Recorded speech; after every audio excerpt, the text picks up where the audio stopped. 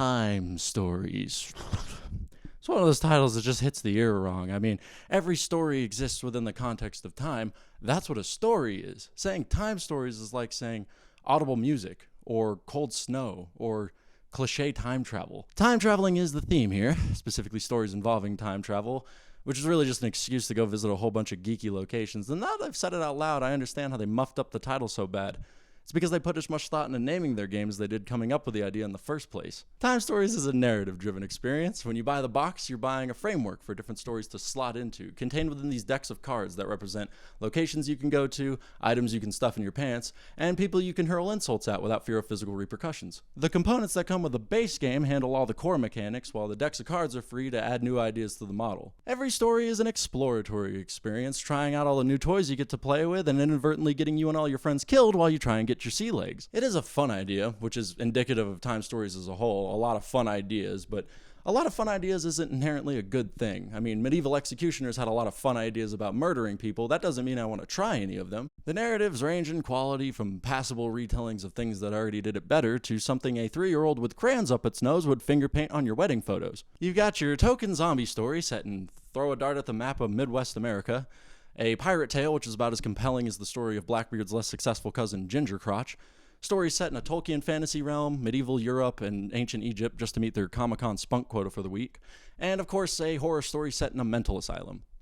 Thunder Effect sold separately. You might think some of these settings sound pretty fun, and you'd be forgiven for doing so, but after playing through them, they reveal themselves for what they really are.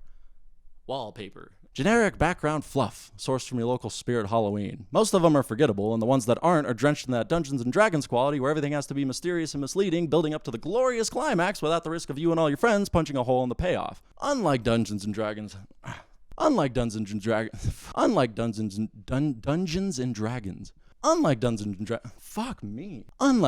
and Dragons, however, you're chained to the narrative like a kid with his arm caught in the door of a bullet train, and your sense of individualism gets crammed into a mold by the omnipotent creators who don't want you to ruin the thrill of their big surprise. This wouldn't be so bad if the stories were well written, but here's the thing, they're not. The motivation is always intellectual, never emotional. Rarely will your decisions make you feel anything. In fact, the only feeling this game seems to be interested in providing you is the moderate satisfaction you get from choosing the correct key to your front door on the first try. A campaign involving real-world events that we all know the outcome to might have been a welcome addition. I mean, if we know what's going to happen and we know what we need to do, our actions have stakes and thus emotional weight. If, however, you're not at all enthralled by the idea of getting to see what's inside King Tut's jockstrap, then deciphering hieroglyphics is going to make you want to decipher your head from your neck.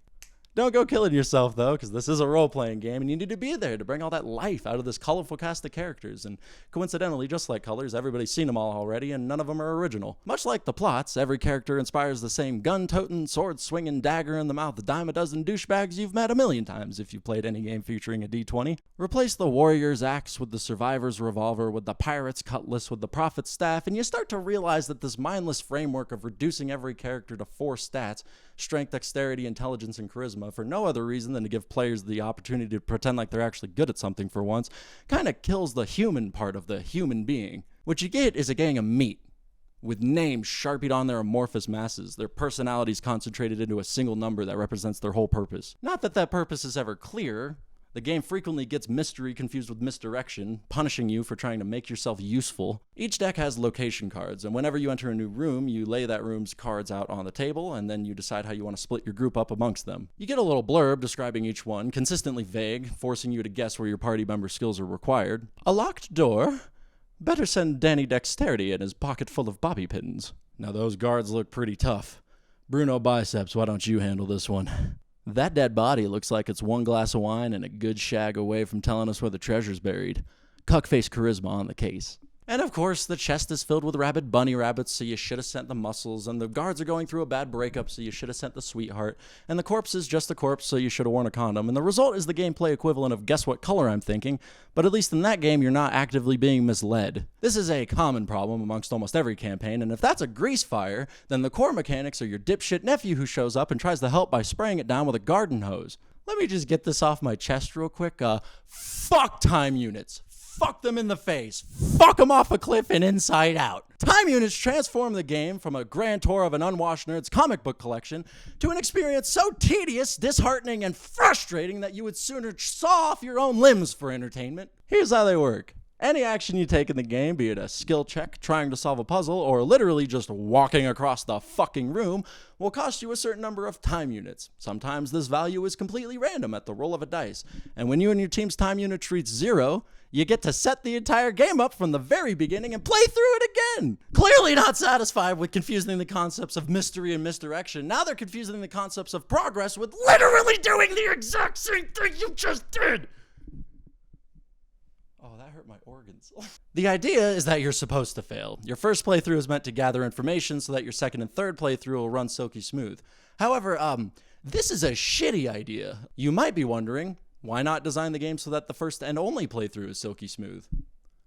I'm wondering that myself. I guess if they did that, the floor on their gimmick of traveling through time kind of falls out from underneath them, but you're supposed to ditch shitty ideas, not make them the core mechanic of your game. Even if the puzzles were fun and challenging, which I assure you very few of them are, there's absolutely no appeal to playing through them a second time. Without the puzzles, all there is to do is visit new locations. But like I said before, splitting your group up is as much a dice roll as all the skill checks you have to do. Completely random. So even if you do get all the juicy bits of information you can from your first playthrough, you're still going to run into the same coin flip fork in the road again.